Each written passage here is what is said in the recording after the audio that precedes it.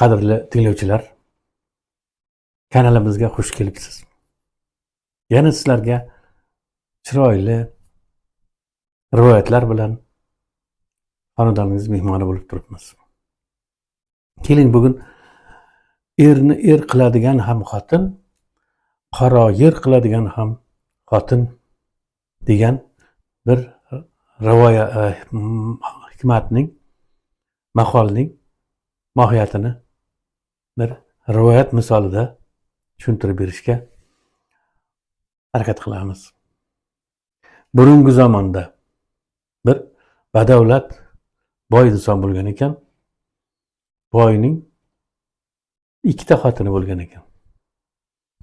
U uchinchi xotinni ham olibdi. Lekin boyning bir xarakteri bor ekanki, xotinlarini nazar pisand qilmaydi. Kirib kelganida, tekinxo'rlar, yalqovlar, ishyoqmaslar, o'tiribsizlarmi deb baqirganida ayollar o'zini qo'ygani joy topolmay qolayotganda har kuni shu ahvol takrorlanaverar ekan. U boy shu xotinlarini shunday qilib bir haqorat qilib qo'lga olish uchunmikan, shunday doim shu gaplarni takrorlar ekan.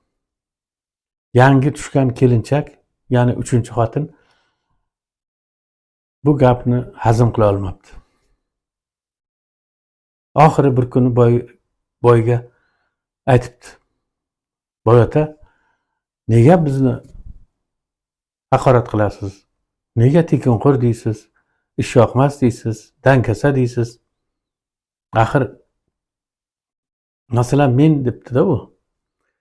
Har qanday erkakni, u oddiy kambag'al bo'lishidan qat'iy nazar, har qanday erkakni xuddi sizday va sizdan kattaroq boy qilib yuborishga qurbim yetadigan ayolman debdi. Boyni hamiyatiga tepdi bu gap. Aytdiki, "Ey, sen nima deyapsan? Ko'ramiz seni" debdi. "Mana hozir seni men 3 taloq deyman" debdi. 3 taloq debdi va uni javobini beribdi. "Bor, chiqib ket. Qani, kimni boy qila olar ekansan? Kelasan, yig'lab kelasan yana 1-2 kundan keyin qornim ochdi" deb uydan haydab yuboribdi. U tugulini olib 3-chi xotin chiqib ketdi. Yo'l yuribdi, yo'l yursa ham mo'l yuribdi. Oxiri shu bir qishloqqa yetib boribdi. O'sha qishloqdagi odamlardan shu joyning eng kambag'al odami kim degan ekan, bir yigit bor. Ustilari ochilib yotgan bir chordivorda yashaydi. Har kuni daladan o'tin terib kelib, bozorga sotib, o'shanga tirikchilik qiladi debdi. O'sha yigitning manzilini olib, uni yoniga boribdi. Va siz bugun 2 hissa o'tin terib keling. Uni bir qismiga oziq-ovqat, bir qismiga menga ip olib keling. Mato olib keling. O'shanga men nimadir tikaman va uni beraman, bozorga olib chiqib sotasiz debdi. Yigit uning gapiga ko'nibdi. 2 hissa o'tin terib ketdi. Bir hissasiga oziq-ovqat, ikkinchisiga ayolga mato, alqir iplar olib ketdi. U tikib bozorga olib chiqqan ekan. Uni mahsuloti xaridorgir bo'lib, sotib pul olib kelaveribdi. Yana sotilgan mahsulot puliga yana mahsulot olib ketdi va shu tariqa o'tin terib kelishga hojat qolmabdi. Ya'ni ayolni qo'l mehnati bilan kelayotgan tikish bitishlar, ya'ni matolar, kashtalar bozorda xaridorgir bo'libdi. Shu tariqa ular uyini sozlab olishibdi, chiroyli qilishibdi, suvashibdi, devor qilishibdi, bog'lar yaratishibdi. Bozorda o'zlarini savdo do'konini ochibdi, rastalarini ochibdi.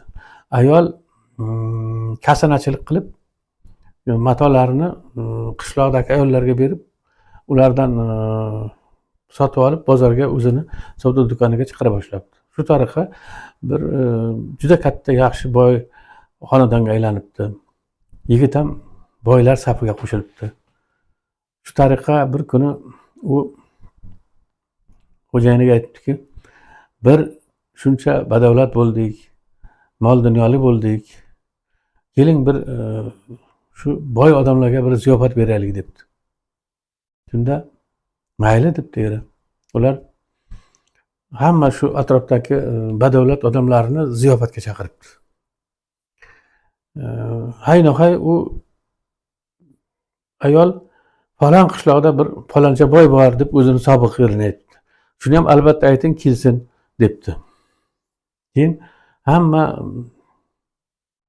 boylar kelib uni mehmonxonasiga kirayotganda u o'zini sobiq erini kelayotganini ko'rib qolibdi va yoniga peshvoz chiqibdi. Assalomu alaykum boy ota debdi. Va alaykum assalom. Sizmisiz debdi-da kirib ketdi. Keyin u surishtirgan ekan, shu eng bir kambag'al yigitni shunday badavlat qildi shu ayol degan gapni eshitibdi va yerga qarab yuzi qizarib ketdi. Va erni er qiladigan ham xotin degan maqolning mohiyatini u shu yerda tushunib ichida bir takrorlab qo'ygan ekan. Mana azizlar, maqolning mohiyatini siz anglab yetdingiz. Demak, har qanday ayolda erini er qiladigan, erini boy qiladigan, erini el yurt oldida obro' e'tiborli qiladigan ayollarimiz nihoyatda ko'p. Shunday ayollarimiz bor bo'lsin, ular farzandlarini tarbiyalab, elda katta obro' e'tibor topsin. Salomat bo'ling, kelgusi ko'rsatuvlarda uchrashguncha.